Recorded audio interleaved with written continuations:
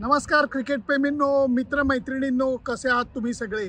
Boxing डेचा थरार 87,000पेक्षा जास्त प्रेक्षकांसोबत अनुभवून मला तर खूप आनंद झालेला आहे. नेहमी मी म्हणत असतो, क्रिकेट हा खेळ बघायला सोपा आणि खेळायला अवघड आहे. तो जे रंग दाखवतो, कोणाला कधी कडेवर घेतो, कोणाच्या कंबरड्यात लाथ घालतो, हे कळत नाही. त्याला कारण कळत नाही. इतकं क्रिकेट बघून सुद्धा एक्झॅक्टली बोट ठेवून सांगता येत नाही की असं का होतं. बॉक्सिंग डे टेस्ट मॅचच्या पहिल्या दिवशी असेच क्रिकेटने मला रंग दाखवलेले आहेत, ज्याचा उलगडा मला तरी झालेला नाही आहे आणि त्याच्याबद्दलच मी तुमच्याशी बोलणार आहे. तेव्हा अजिबात कुठेही जाऊ नका. बघत राहा तुमचा आवडता कार्यक्रम सुनंदन लेले क्रिकेट अँड बियॉन्ड. फार हा सोहळा असतो. बॉक्सिंग डेला केपटाऊन किंवा मेलबर्नला यायचं आणि कसोटी सामन्याचा आनंद घ्यायचा ही गोष्ट क्रिकेट प्रेमींसाठी अत्यंत सुखावह असते. किती जण कुठनं आले. तो व्हिएन्नाहून माझे मित्र आलेत, बॉस्टनहून माझे मित्र आलेत, भारतातनं मित्र आलेत, पुणे, मुंबई, खूप जण इथं केवळ या सामन्याचा आनंद घ्यायला आलेले आहेत. त्यामुळे वातावरण अक्षरशः भरलेलं होतं. गरमी असेल असं सांगण्यात आलेलं होतं, पण थँकफुली ढगांचं आच्छादन राहिलं, त्यामुळे गरमी असली तरी उन्हाचा तडाखा लागला नाही. विकेटचा स्वभाव बघता पॅट कमिन्सनी पहिल्यांदा बॅटिंग करायचा निर्णय घेतला, कारण त्याला कल्पना होती या विकेटवर पहिला 1 तास जर का तुम्ही खेळून काढलात तर नंतर चांगली बॅटिंग करू शकता. त्यात नाही, या ग्राउंडचं एक वैशिष्ट्य आहे. एवढ्या प्रचंड मोठ्या सीमारेषा आहेत की फिल्डिंग टीमच्या कॅप्टनला नक्की फिल्डर्स कुठे लावावेत हा संभ्रम पडतो. त्याचं कारण एवढ्या मोठ्या जागेवरती डायरेक्ट बाउंड्री लाईनवरती फिल्डर ठेवला, बॉल पुढे पडू शकतो किंवा अंगावरती 2 रन पळून घेतल्या जाऊ शकतात.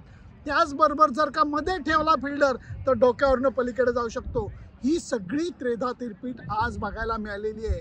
आणि जेव्हा फक्त 19 वर्षीय एखादा खेळाडू अशा मोठ्या सामन्यामध्ये कसोटी पदार्पण करतो आणि त्याला मानाची ऑस्ट्रेलियाची कॅप मिळते, तेव्हा या सगळ्या गोष्टी प्रेक्षकांच्या दृष्टीने वेगळ्या ठरतात. आज निम्मे प्रेक्षक होते, भारतीय प्रेक्षक निम्मे होते, ऑसी प्रेक्षक निम्मे होते आणि सॅम कॉन्स्टन्स हा त्या ओपनिंगचा पार्टनर ख्वाजाच्या अगोदर पळत सुटला विकेटकडे की जणू काही त्याला पहिला बॉल खेळायचा होता, त्याला टेस्ट क्रिकेटचा डेब्यू करायचा होता.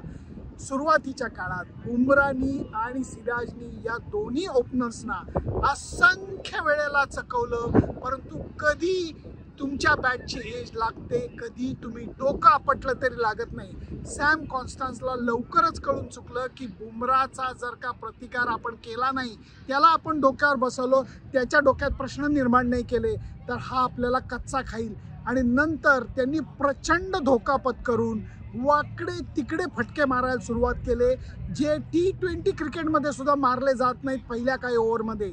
आणि कॉन्स्टन्सला नशिबाची साथही मिळाली. गंमत हीच गोष्ट झाली की एकीकडे आपण टेस्ट क्रिकेटची गोष्ट करतो, एकीकडे पारंपरिक क्रिकेट खेळायची गोष्ट करतो आणि दुसरीकडे 19 वर्षीय खेळाडू येऊन अशी इनिंग खेळतो.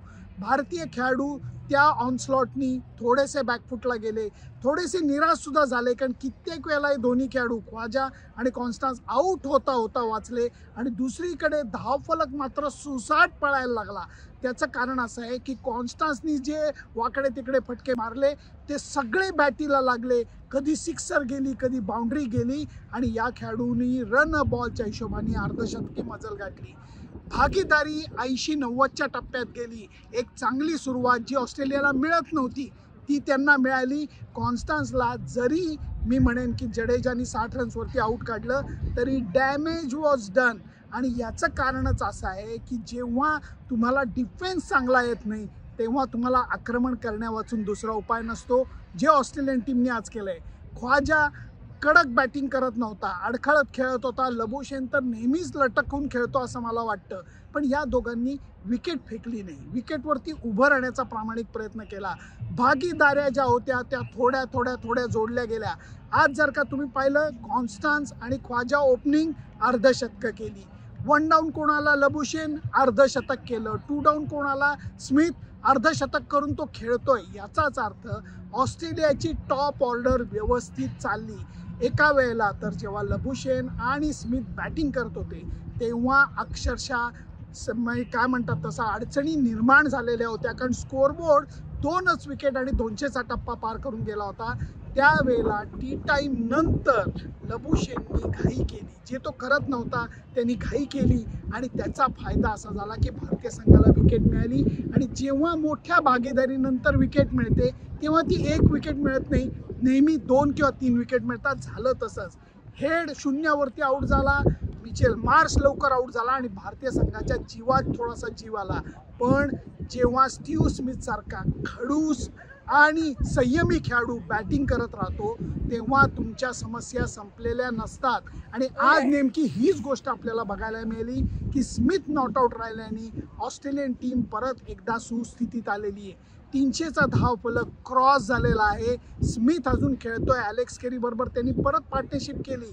या पार्टनरशिपमुळे भारतीय संघाच्या अडचणी वाढल्या आहेत. एकीकडे बुमराहने 3 विकेट काढलेले आहेत, वॉशिंग्टन सुंदरला 1 विकेट मिळाली, जडेजाला 1 विकेट मिळाली, आकाशदीपने सुंदर बॉलिंग केली. असंख्य प्रश्न त्यांनी स्मिथला विचारले पण तो 2दा पायचीत होताना वाचला. या सगळ्या गोष्टी मैदानावरती बघायला मिळत होत्या. ह्याच्यामध्ये अजून एक सुरुवातीचा महत्त्वाचा मुद्दा बोलायचा राहून गेला. भारतीय संघाची निवड जी झालेली आहे आज ती मला संपूर्णपणे गोंधळात टाकणारी आहे. कारण एकीकडे तुम्ही गिलला ड्रॉप करता आणि त्याच्यानंतर 4च प्रमुख बॅट्समनला घेऊन खेळता. जयस्वाल, के.एल. राहुल, रोहित शर्मा, विराट कोहली. 5 नंबरला डायरेक्ट रिषभ पंत येणार आहे. त्याच्यानंतर जे बॅट्समन आहेत ते बॅटिंग हू कॅन बोल, बॉलर हू कॅन बॅट या कॅटेगरीतले येणार आहेत. कारण जडेजा आहे, नंतर वॉशिंग्टन सुंदर आहे, नितीश कुमार रेड्डी आहे. या सगळ्यांना बॅटिंग येते मान्य आहे, पण प्रमुख बॅट्समनला वगळून जेव्हा तुम्ही घेता आणि इतक्या अष्टपैलू खेळाडूंची भरताड करता तेव्हा तुमच्या मनामध्ये विचार काय आहे हा मला कळलेला नाही. म्हणून मी थोडासा गोंधळात पडलेला आहे. भारतीय संघाने आज डे एंडला दुसरा नवीन बॉल घेतलेला आहे. हा दुसरा नवीन बॉल अजूनही ताजा आहे.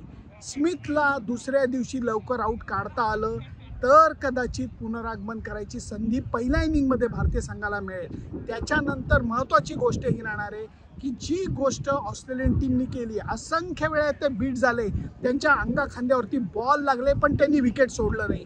प्रमुख 4 बॅट्समननी अर्धशतकी मजल मारून संघाला 300चा टप्पा गाठून दिला. ही गोष्ट त्यांच्या प्लेयर्सनी बॅटिंग उत्तम जमत नसताना करून दाखवलेली आहे. भारतीय संघाची बॅटिंग आत्ताच्या घडीला लटकतीये. के.एल. राहुल सोडून बाकी कोणीही लईत बॅटिंग करत नाहीये. ही वेळ आहे रोहित शर्मा, विराट कोहली या सगळ्यांना आपला खरा रंग दाखवायची. म्हणून हा प्रश्न जेव्हा मी अभिषेक नायर जो कोच आहे, जो पत्रकार परिषदेत आला, त्याला मी विचारला, तो काय म्हणतोय हे तुम्ही ऐका. उनके बल्लेबाजों ने दिखाया है कि जो आप लंबी इनिंग की बात कर रहे हो कि जिसको स्टार्ट मिलता है वो लंबा लेके जा रहा है. हमारे बैटर्स के लिए ये करना कितना मुश्किल है, कितना आसान, क्योंकि स्टार्ट मिले नहीं है ऐसे नहीं है, लेकिन वो जो आगे जाने की बड़ी एक पार्टनरशिप करने की बात वो हुई नहीं है ज़्यादा. इसके बारे में एज अ कोच आप क्या कहोगे? देखिए प्रीटी मच सिमिलर है, क्योंकि आपको जब शुरुआत मिल रही है, अगर आप कह रहे हैं कि हमें शुरुआत मिल रही है, तो शुरुआत के बाद वो मोमेंटम रखना और वो चैलेंजेस, देखिए आप जब फॉरेन कंडीशन में आते हैं, खास करके ऑस्ट्रेलियन सॉइल पे हम सभी जानते हैं कि चैलेंजिंग है. जब पिचेस पे 8 mm 10 mm घास होगा तो कहीं ना कहीं मदद होगी गेंदबाजों को. तो अक्सर जो फोकस और बहुत ही बेसिक चीज़ है, बट कंसंट्रेशन लगातार रखना कभी कभी मैंने कहूँगा मुश्किल होती है, लेकिन फ़र्क उसका ही होता है. अगर आप वो एक पैटर्न सा बन जाता है और आप उसे ओवरकम कर पाते हो एज अ बल्लेबाज, तो नज़र बहुत अलग दिखता है. आपने के.एल. राहुल की इनिंग्स देखे, आपने जड्डू को देखा पिछले मैच में, उन्होंने जिस तरह से बल्लेबाजी की, अंत में आकाशदीप और बुमराह ने की, तो ऐसे नहीं कि कर नहीं सकते, कर रहे हैं. लेकिन मैंने जैसे कहा पहले कि मैं हमेशा मानता हूँ कि इस गेम में you need a bit of rub of the green. वो एजेस, कैचेस ड्रॉप होना, वो गैप में जाना एजेस, कहीं ना कहीं that sort of helps you and changes how things look. तो मेरा हमेशा मानना है कि sometimes you need to wait and sometimes you need to trust the players there, और आपको कभी ना कभी जो आप चाहते हो मिल जाता है. हीच महत्त्वाची गोष्ट राहणार आहे जी अभिषेकनी सांगितली. थोडीशी नशिबाची साथ पाहिजे आणि त्याचबरोबर विकेटवर उभं राहण्याची तयारी पाहिजे. त्याचबरोबर तुम्हाला जर का बॅटिंग करताना चांगली सुरुवात जमली तर अर्धवट धावा करून आऊट झालेलं चालणार नाही. या विकेटवरती बाउन्स आहे, या विकेटवरती कॅरी आहे, किंचित बॉल खाली राहतोय, या उन्हाच्या तडाख्याचा परिणाम काय होतोय बघायला लागणार आहे. कारण दुसऱ्या दिवशी असं बोललं जात आहे मेलबर्नमध्ये थंड हवामान असणार आहे. त्यामुळे उरलेल्या 4 विकेट भारतीय संघ किती लवकर काढतं आणि ऑस्ट्रेलियाचा जो सुसाट सुटणारा धावफलक आहे तो आटोक्यात आणतं का, आणि त्याच्यानंतर पहिल्या इनिंगमध्ये लढाईची तयारी दाखवतात का आपले बॅट्समन, हे बघायला मी मेलबर्न क्रिकेट मैदानावरती त्याच उत्साहाने येणार आहे. मलाही कल्पना आहे तुम्ही जिथं कुठं असाल तेव्हा पहाटेचा गजर लावून हा सामना नक्कीच बघणार आहात. माझे मुद्दे मी मांडले. मला निवड झालेल्या संघाबद्दल गोंधळ वाटला, तुम्हाला काय वाटला मला नक्की सांगा. आज कॉन्स्टन्सच्या इनिंगबद्दल मी असं लिहिलं की ट्विट केलं होतं की ऑस्ट्रेलियन क्रिकेटमध्ये चांगले ऑप्शन्स नाही आहे, ही सुद्धा गोष्ट मला वाटते. मला कॉन्स्टन्सला खूप शुभेच्छा द्यायच्या आहेत. तरणबाण खेळाडू आहे, बिंदास बेधडक आहे आणि त्याचबरोबर भीती न बाळगणारा खेळाडू आहे. पण त्यांनी आज खेळलेली इनिंग ही क्लासिक इनिंग मला वाटत नाही, ज्याच्यामध्ये धोका होता. मान्य T20 क्रिकेटचं गारुड आहे, परंतु टेस्ट क्रिकेटच्या बाबतीत अशी खेळी इतका धोका हा 10 पैकी 7 वेळा चालत नाही. क्रिकेट तुमच्या पाठीत धपाटा घालतं. एवढं जर का नशिबाचा हवाला तुम्ही दिलात तर. अशा माझी मतं होती. तुमची मतं काय आहेत हे मला जरूर सांगा. फक्त त्याच्याकरता आता तरी फेसबुक पेज, इंस्टाग्राम अकाउंट आणि यूट्यूब चॅनल लाईक, शेअर आणि सबस्क्राईब करायला कृपया विसरू नका. Bye bye.